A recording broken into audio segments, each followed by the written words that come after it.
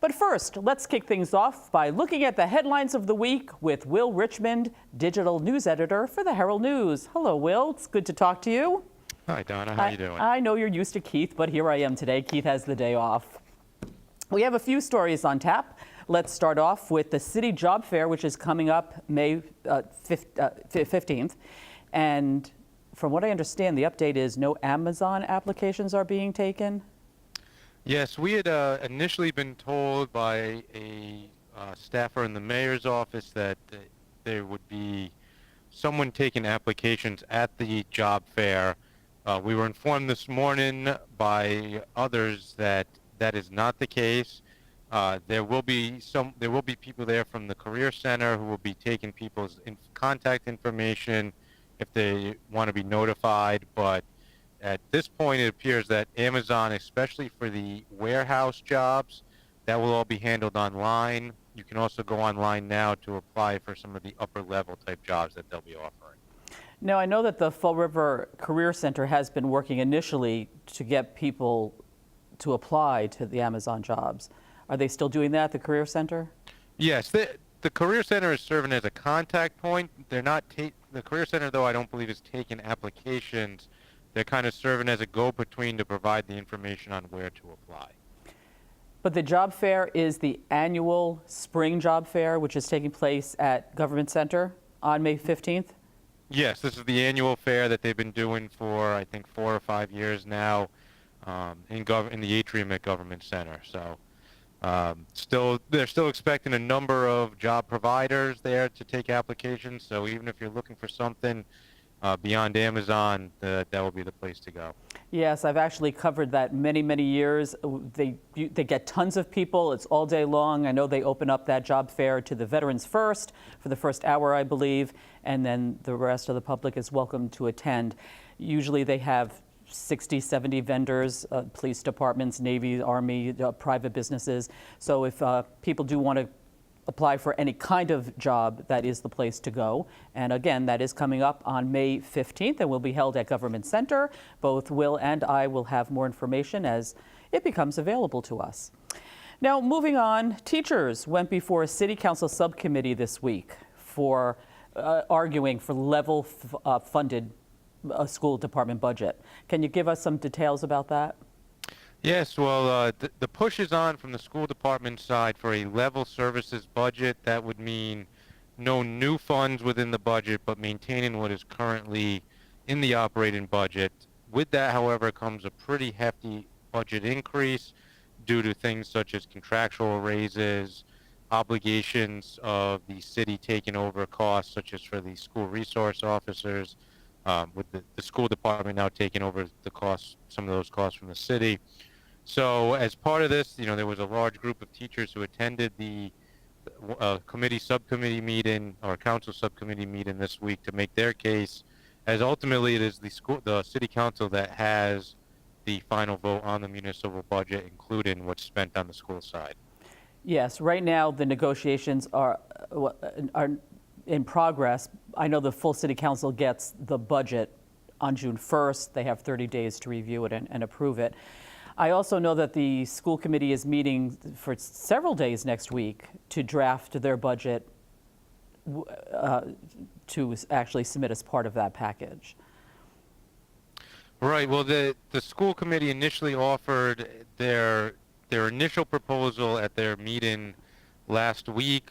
They were met with some disdain by Mayor Jazel Correa, who found that it would be much too high for the city to meet, considering other budgetary requirements. So they are going back to the drawing board. School principals have been given instructions to create budgets that reflect 3%, 5%, and 7% cuts. So they'll be in the process of sort of reformatting that and starting to show city officials what the school district would look like if those cuts were to take place. I know at that subcommittee meeting that the teachers and the students attended, though, they were concerned about how a budget that's not level funded would affect the students' education. Is that correct? They voiced concerns. Well, sure. And just to be clear, because there's a lot of terminology with this, they're looking for level services, not level funded. Level funded would essentially mean a cut of about $10 million in the budget based on what the required increases are this year. So just to maintain what's already in the district this current school year, the school department is arguing that it's going to take about $8 to $10 million more than the current budget. Yes, that is what they're saying, about $8.5 million. And I did hear that Mayor Correa said that would be impossible to meet. And I think that that's one of, well, school committee woman Melissa Panchley had said that the mayor said it was impossible. But again, we'll have to see. Budget negotiations every year, it's tough. It's tough. And the new year, fiscal year, does begin July 1st. All right, moving on. The Historical Commission has ideas for the Borden City Mill stack. And I know you had that in the paper today. Can you give us some details? Sure. As the cleanup continues at the mill where the fire took place back in February, one of the last remaining pieces to still be standing is one of the smokestacks on the site. And the Historical Commission chairman suggested that this week that maybe there's a use for it, that it shouldn't be torn down. Suggesting either that there could be signage that could be posted there, or maybe it could be used for a cellular phone tower, signal tower. Now, certainly keep in mind the Historical Commission doesn't have jurisdiction over the use of the smokestack. It is privately owned. So this was sort of a suggestive idea that was being made in hopes of maybe maintaining a historical structure in the city going forward and making another use out of it. Well, that's it. At least people are thinking outside of the box with that. That stack has been there forever. Right. All right. Now, the mayor is also saying that $5 million is owed for Fall River City trash trucks. Will, we cannot have a program without talking about trash. We just can't. So what's that all about? Well, as part of this privatization process, there's certainly been interest in the situation with the trucks. Was revealed this week that the city owes approximately $5.8 million on the bonds that were taken out to purchase trucks in the last couple of years. So this is the total amount of that bond plus the interest that still remains. The city has primarily just been paying off the interest on the bonds up until recently. So there remains quite a lot left. The mayor's office argues, however, that this is not an effect on privatization or the numbers that go into it, saying their belief is these costs exist with or without privatization, and if the city does not privatize, the city's just going to be on the hook to purchase more trucks, and in that case, they'll be paying off new trucks while still paying off the old trucks. As anyone who has bought multiple cars in the past, you'll probably know what that can feel like. And you're saying, talk about the bonds again, you're saying that no principal has been paid on the bonds?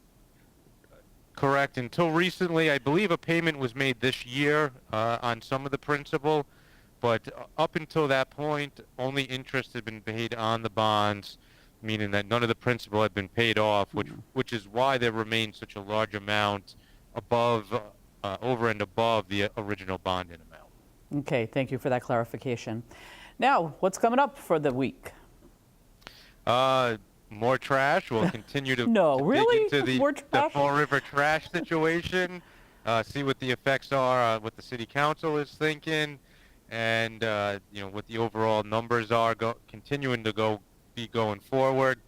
And this will be a never-ending story, I think, until the budget gets sorted out in June. This is going to have a huge effect on the budgetary plans for the next fiscal year. So no ends to the Fall River trash talks anytime soon.